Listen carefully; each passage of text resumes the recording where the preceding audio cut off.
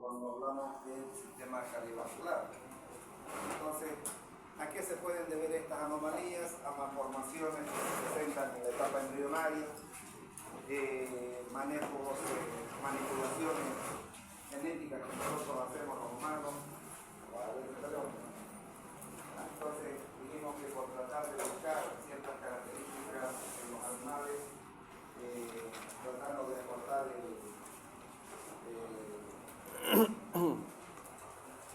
los cornetes o tratando de buscar que el animal sea más chico o más grande, podemos producir este tipo de anomalías. Pero también en casos de intoxicaciones, o sea, los animales que están expuestos a radiaciones, algún tipo de tóxicos que pueden permanecer por mucho tiempo, suelen nacer algunos animales con estas características.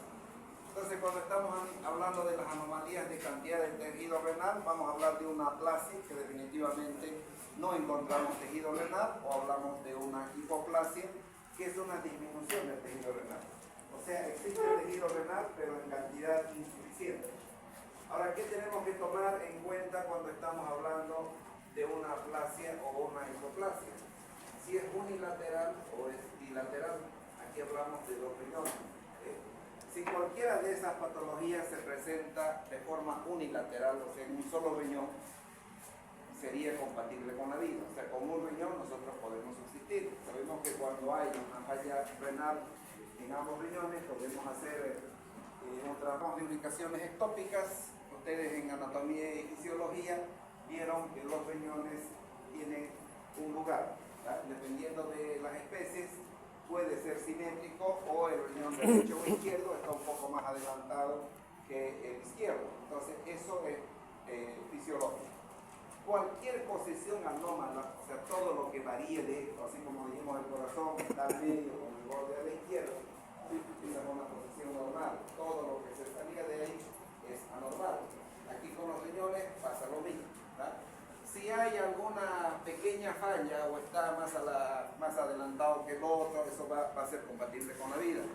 Pero si ya los riñones están en la cavidad abdominal, o sea, mezclados con la anatomía de la cavidad abdominal o está afuera de la cavidad abdominal, ya serían incompatibles con la vida. Después vamos a encontrar algunas otras anomalías que son de forma y orientación, por ejemplo, lobulaciones fetales. Las lobulaciones fetales nosotros llamamos simplemente a las impresiones que están dejando los órganos que están contiguos a otros. Entonces, en algunos casos el riñón puede estar pegado a otro órgano y eso va a producir una impresión, pero el tejido renal está intacto, entonces los riñones son funcionales. Lo mismo pasa con el riñón en herradura. Entonces, cuando hablamos de riñón en herradura, son dos riñones, como vamos a ver después, que están juntos, pero todo el tejido renal está, por lo tanto, el riñón es funcional. De repente no nos demos ni cuenta hasta que hagamos una necropsia, observemos en el matadero esas posiciones, ¿ya? Después vamos a hablar de algunas displasias, quistes renales que son muy comunes y de algunas hidronefrosis. Ahí nosotros tenemos una aplasia en uno y una hipoplasia en otro riñón, ¿verdad? Entonces, definitivamente no hay el riñón aquí, ¿verdad?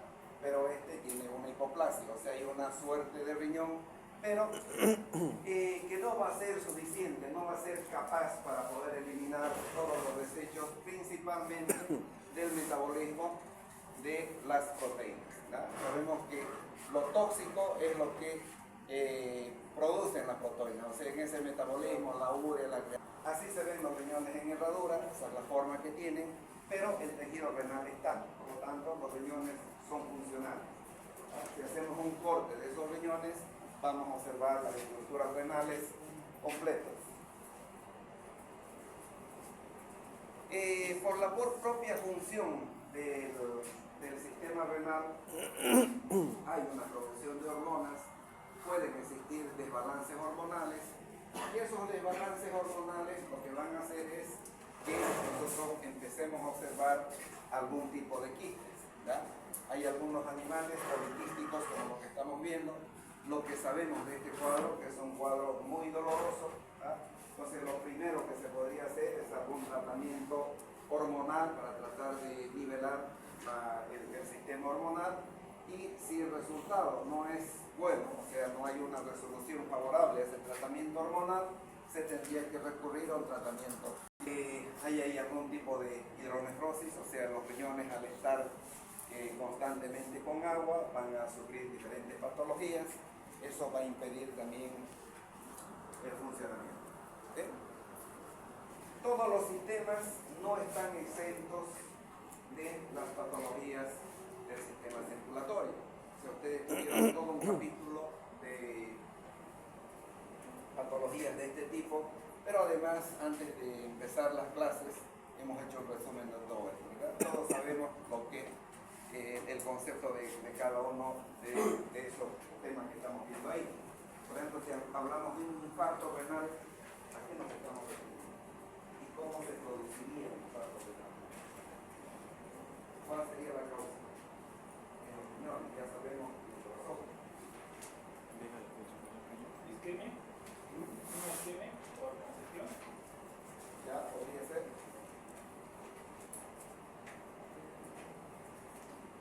¿Cómo nos imaginamos ese infarto renal? Una falla renal. ¿Pero de qué sistema? El sistema circulatorio, ¿verdad? Entonces, ¿qué es lo que lleva la sangre? ¿Lleva oxígeno? Y lleva nutrientes. ¿Ah? Entonces, si hay algún bloqueo en cualquier rama de la irrigación de los riñones, la parte que no está siendo irrigada se va a infartar. ¿Ah? Entonces, el infarto es sinónimo de necrosis. O sea, se va a necrosar. Va a morir. Simplemente estamos diciendo eso. ¿Ah? Entonces, todos los órganos pueden sufrir un infarto. Puede haber un infarto hepático o un infarto en el sistema musculoesquelético, inclusive dependiendo dónde se está dando. Creo que hay alguna ventana que está abierta. Pero no voy a enviar. Si ustedes quieren enviar la plazuela, ese es un riñón clásico que tiene una hidronefrosis. Al hacer el corte, nosotros observamos líquido dentro del riñón. Bueno, esas son áreas de infarto, ¿verdad? Pero también nosotros observamos trombosis a nivel de los vasos sanguíneos, ¿verdad? Entonces, estas partes infartadas, definitivamente les faltó irrigación, y si no hay oxígeno y no hay nutrientes, pero principalmente oxígeno, esa parte se necrosa, o sea, se muere. ¿No? A eso conocemos como infarto.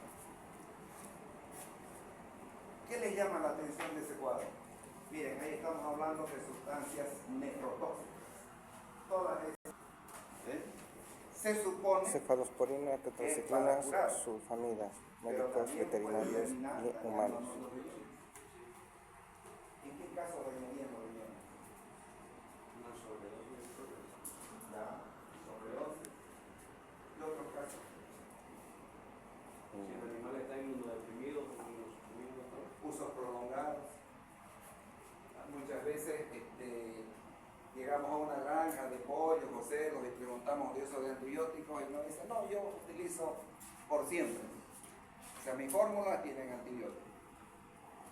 Alguien que usa más de 15 días, ¿qué va a pasar? Va a causar resistencia, además de causar resistencia en las bacterias. Ya no va a tener el efecto de antibióticos, sino que va a tener un efecto de repente de promotor de crecimiento. Los antibióticos que se usan por espacios muy prolongados en dosis bajas, las utilizamos como promotores de crecimiento. Entonces prácticamente van a estar funcionando como un promotor de crecimiento, pero también si nosotros no sabemos hacer el cálculo de dosis para cada especie o para cada peso, definitivamente podemos producir una toxicidad en los riñones. Ustedes están llevando farmacología, ¿no? Saben hacer cálculos, ¿no? Sí. Eso es importante, ¿verdad? No es agarrar el frasquito y decir, a ver, esto cómo es, dice 1 ml por 10. Esa es una referencia para quien no sabe, pero ustedes tienen que hacer un cálculo, ¿verdad? O cuando uno va a comprar un antibiótico para usar en el alimento, dicen, muchos mis perros están tosiendo, tome este producto, ponga 2 kilos y métale determinados días. Entonces no se olviden que un cerdito puede pesar 6 kilos uno y otro puede pesar 300 kilos. Entonces tenemos que hacer un cálculo para cada uno, para cada etapa. En los pollos no hay mayor problema, con un cálculo pueden empezar a medicar porque casi están del mismo tamaño. Entonces todos estos pueden terminar causando toxicidad. No se olviden que esto se metaboliza en el hígado y se excreta por los riñones. Después de un uso, no vamos a hablar de uso prolongado. ¿Cuántos días se utiliza un antibiótico normalmente? Entre Hasta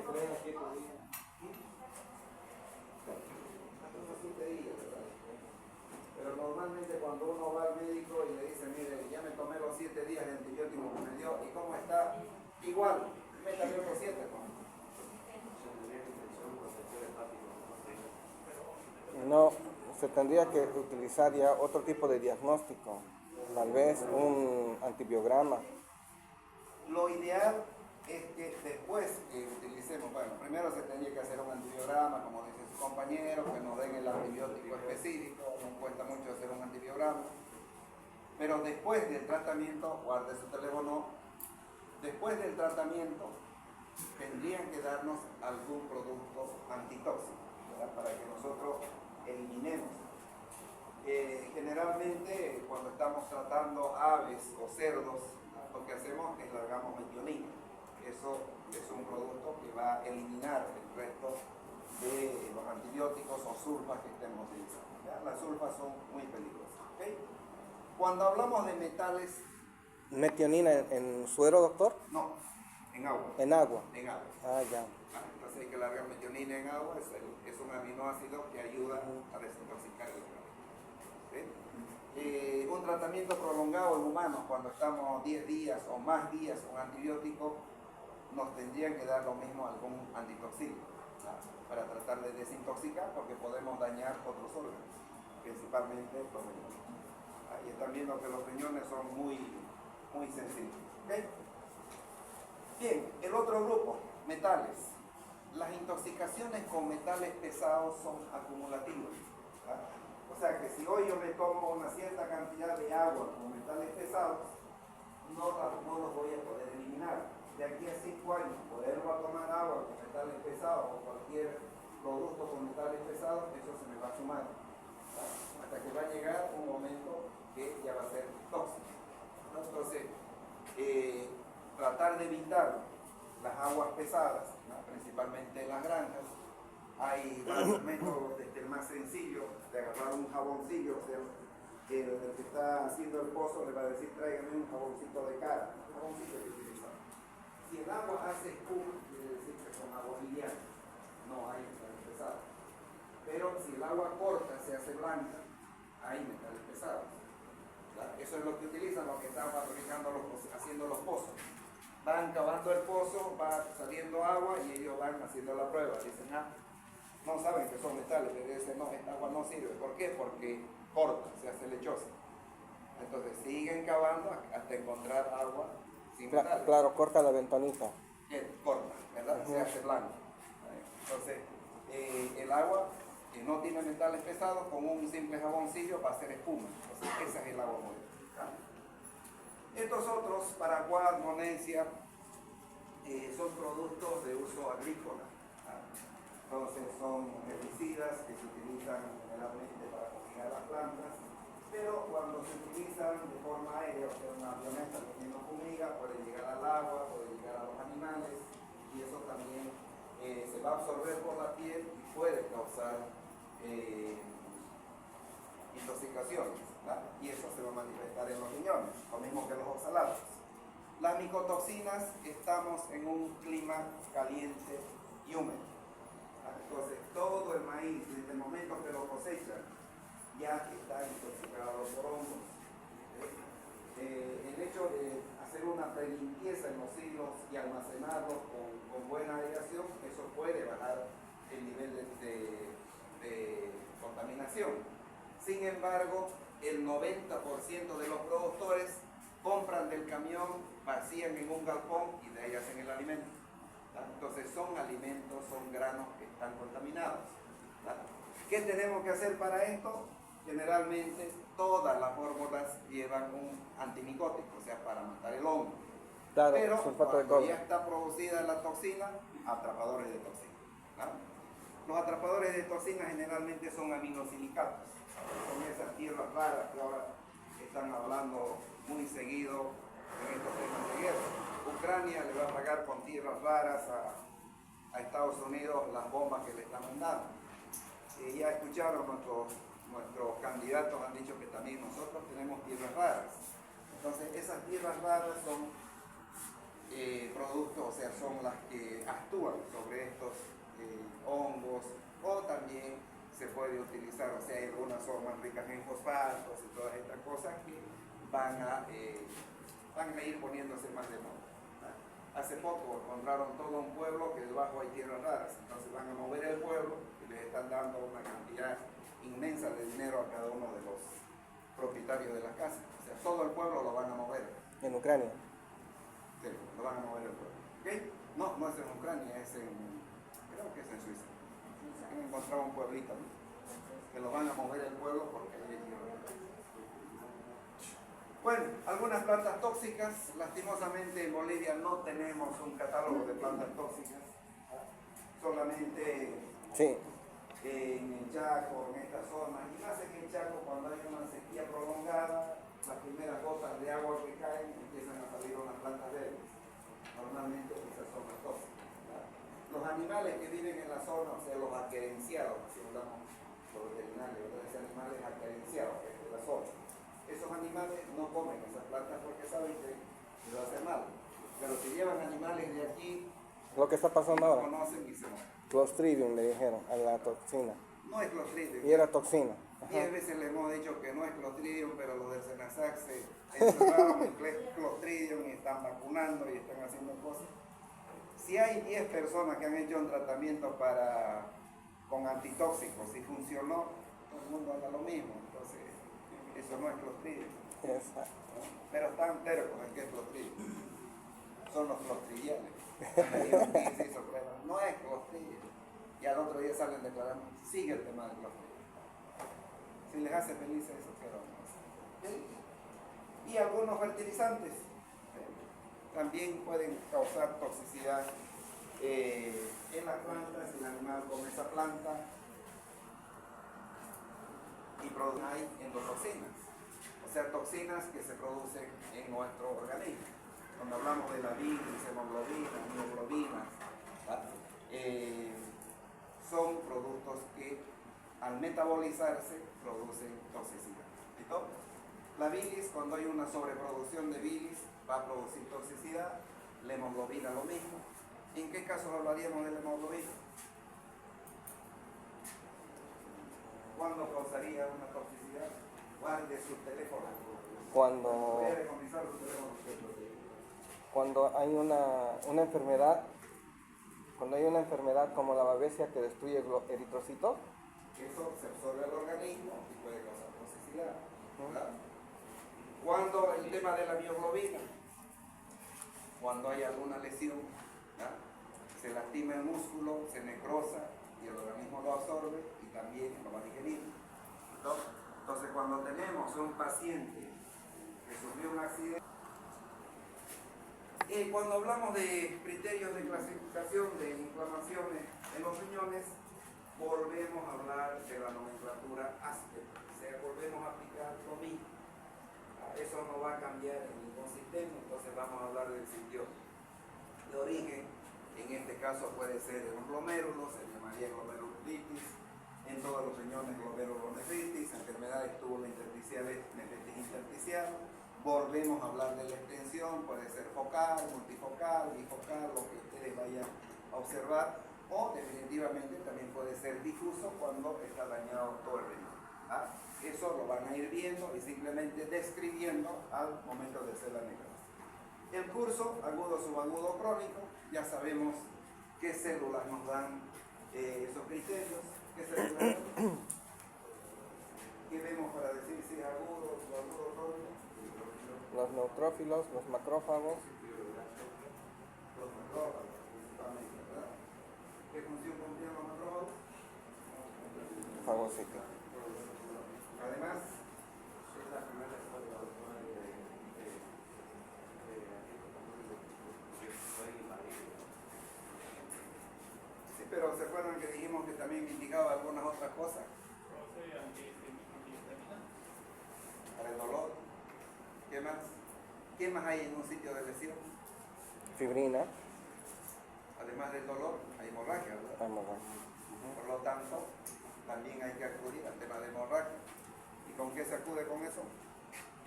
Heparina, Plaquetas, ¿verdad? heparina, ¿Y anticoagulante. quién produce la Heparina. heparina? La vez. ¿Quién produce la heparina? ¿Qué células? Acuérdense ver si todo bien.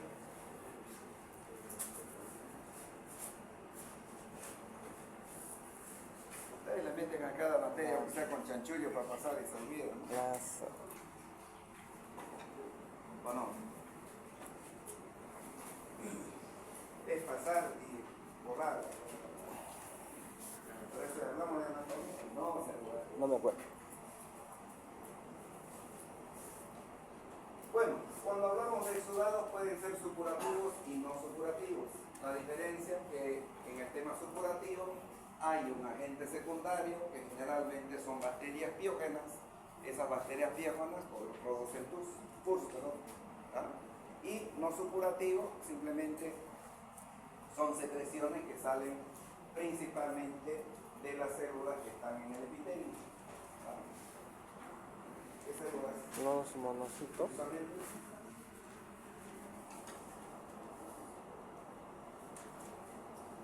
¿Qué células? heparina, los monocitos.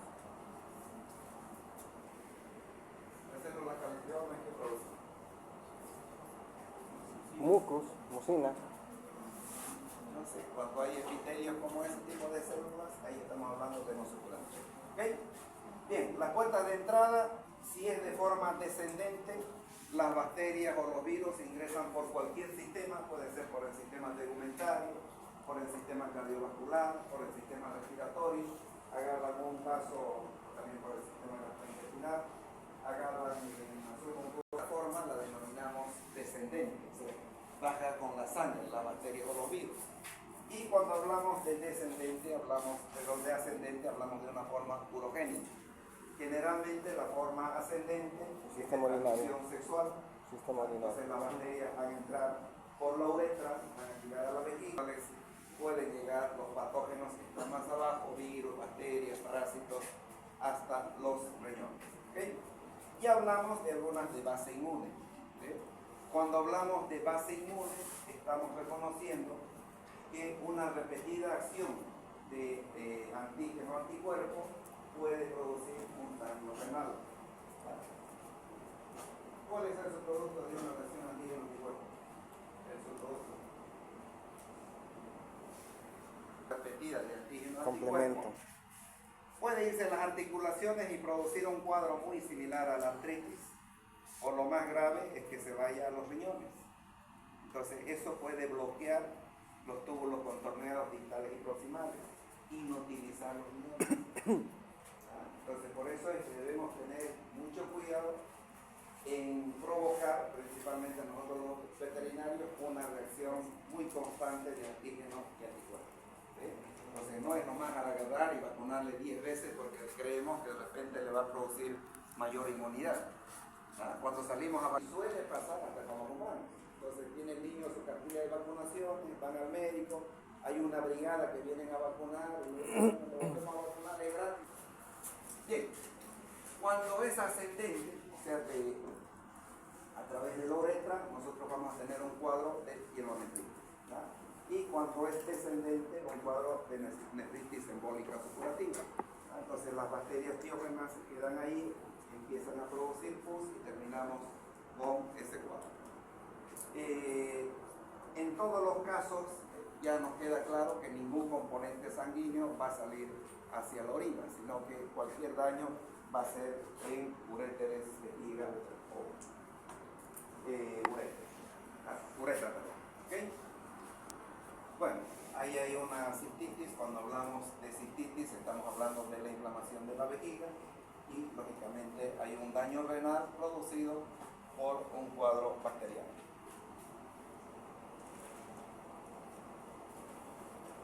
Así vamos a observar un riñón que ha sufrido un ataque por bacterias, principalmente bacterias biógenas.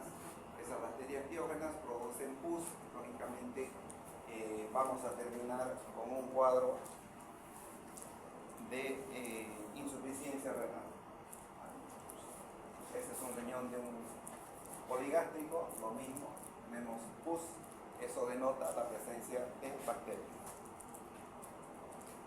Si hacemos un corte histológico, vamos a empezar a ver gran cantidad de neutrófilos, o sea, todo lo que es macroscópicamente pus. Al microscopio vamos a observar neutrófilos. ¿Okay? Algunos grados ya de fibrosis, pero fíjense que en todo el órgano hay células inflamatorias e inclusive dentro del riñón vemos algunos glóbulos rojos que van a quedar ahí pero no van a salir hacia el exterior. A mayor aumento, neutrófilos,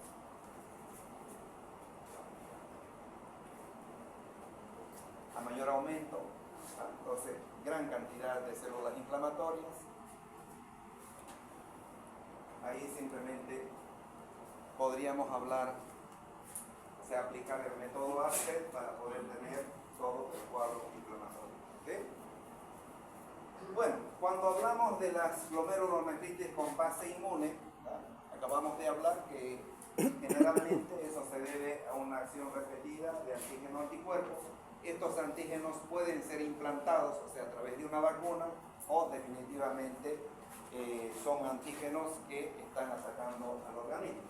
Entonces, ya sean intrínsecos o extrínsecos, van a producir una reacción dentro de los túbulos contorneos distales y proximales y puede haber algún bloqueo. Hace algunos años atrás, una colega que trabajaba aquí, por una terapia le plantaron en la vena, que causó eso, una gran cantidad de reacciones antígeno-anticuerpos que terminaron bloqueando los riñones y matándolos. Entonces tenemos que tener mucho cuidado. ¿Hay orinoterapia? Sí, pero la orinoterapia es de la misma persona y oral. Entonces, si ustedes ponen una sustancia extraña en una cantidad grande, ¿qué va a pasar? Su organismo va a empezar a producir grandes cantidades de anticuerpos. Entonces, el complemento también va a ser en una proporción similar. Entonces, ese complemento puede inutilizar los riñones. Y en ese caso, definitivamente, si no hacen un trasplante de riñón, se muere la persona. ¿Okay? Bueno, a ver, para que despertemos, estamos con el grupo 2 ayer, que tenía que repetir. Sí. ¿Estamos?